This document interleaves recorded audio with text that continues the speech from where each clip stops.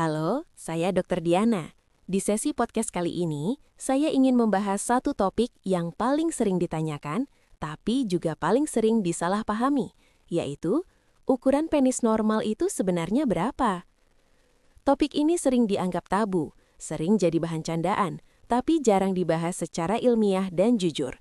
Padahal, kesalahpahaman soal ukuran penis bisa berdampak besar pada kepercayaan diri, kesehatan mental, hubungan pasangan, bahkan fungsi seksual.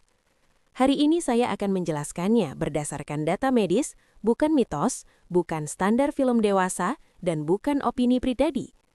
Sebelum saya lanjut, pastikan Anda subscribe channel ini, karena di sini saya rutin membahas fakta kesehatan pria dan wanita yang jarang dibicarakan secara terbuka, tapi penting untuk kualitas hidup dan hubungan Anda.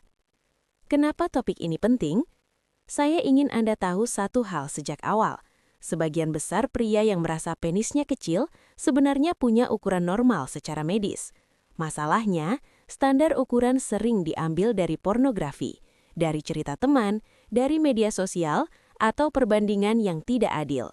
Akibatnya, rasa minder, cemas saat berhubungan, takut tidak memuaskan pasangan, bahkan menghindari hubungan intim. Padahal ukuran penis bukan penentu utama kepuasan seksual. Apa definisi normal menurut medis? Sekarang kita masuk ke data. Dalam dunia medis, ukuran penis dinilai dalam dua kondisi, saat tidak ereksi dan saat ereksi penuh. Rata-rata ukuran penis pria dewasa. Saat tidak ereksi, panjang 7-10 cm. Ini sangat bervariasi dan bukan patokan fungsi seksual. Saat ereksi, panjang rata-rata dunia berada di sekitar 13-14 cm. Jadi, jika penis ereksi Anda berada di rentang ini, secara medis, kapan disebut kecil secara medis? Dalam dunia kedokteran, istilah penis kecil tidak digunakan sembarangan. Yang diakui secara medis adalah kondisi bernama mikropenis. Ciri-cirinya, panjang penis saat ereksi kurang dari 7 cm. Terjadi karena gangguan hormon sejak lahir. Sangat jarang terjadi. Artinya, 99% pria tidak termasuk mikropenis. Jadi, jika Anda hanya merasa kecil karena membandingkan dengan standar tidak realistis, itu bukan masalah medis. Kalau sejauh ini penjelasan saya terasa membuka pikiran Anda, silahkan klik tombol like. Like dari Anda membantu video edukasi seperti ini menjangkau lebih banyak orang yang mungkin selama ini merasa minder, cemas, atau salah paham tentang tubuhnya sendiri. Panjang versus diameter, mana yang lebih penting? Ini bagian penting yang sering tidak dibahas. Bagi sebagian besar pasangan, diameter atau ketebalan lebih berpengaruh daripada panjang. Kenapa? Sensitivitas vagina lebih dominan di bagian luar dan sepertiga awal, bukan di bagian terdalam. Selain itu, teknik, ritme, emosi, komunikasi jauh lebih menentukan kepuasan dibanding ukuran. Faktor yang mempengaruhi ukuran penis. Ukuran penis ditentukan oleh genetik, paparan hormon testosteron saat pubertas, kesehatan pembuluh darah, berat badan, lemak di perut bisa menyembunyikan sebagian penis. Yang tidak mempengaruhi, masturbasi, frekuensi hubungan seksual, tidak berhubungan lama, minum obat tertentu tanpa indikasi. Saya ingin tahu, setelah mendengar penjelasan medis ini, apakah pandangan Anda tentang ukuran penis berubah? Silahkan tulis di kolom komentar, saya jadi lebih paham, atau masih punya pertanyaan. Saya membaca komentar Anda, dan itu membantu saya menentukan topik berikutnya.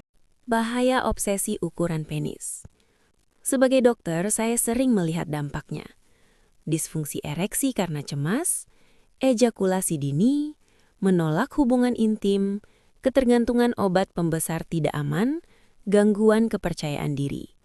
Padahal secara fisik tidak ada masalah sama sekali. Stres justru membuat ereksi semakin buruk.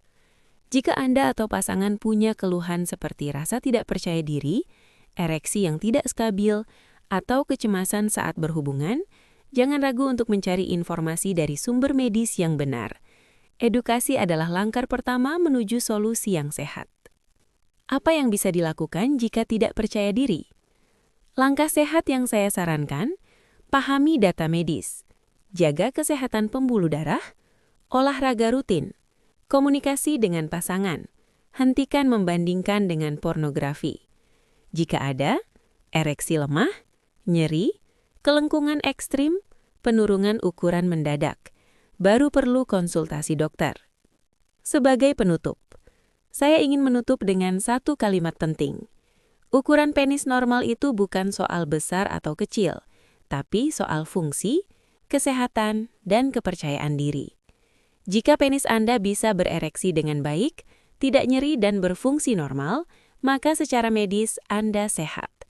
Jangan biarkan mitos menghancurkan rasa percaya diri Anda. Jangan lupa subscribe, aktifkan lonceng notifikasi, karena di episode berikutnya saya akan membahas topik kesehatan seksual yang lebih jarang lagi dibicarakan, tapi sangat penting secara medis dan emosional. Saya Dr. Diana, sampai bertemu di episode berikutnya. Terima kasih sudah mendengarkan sampai akhir. Jaga kesehatan, jaga pikiran, dan jangan malu untuk belajar.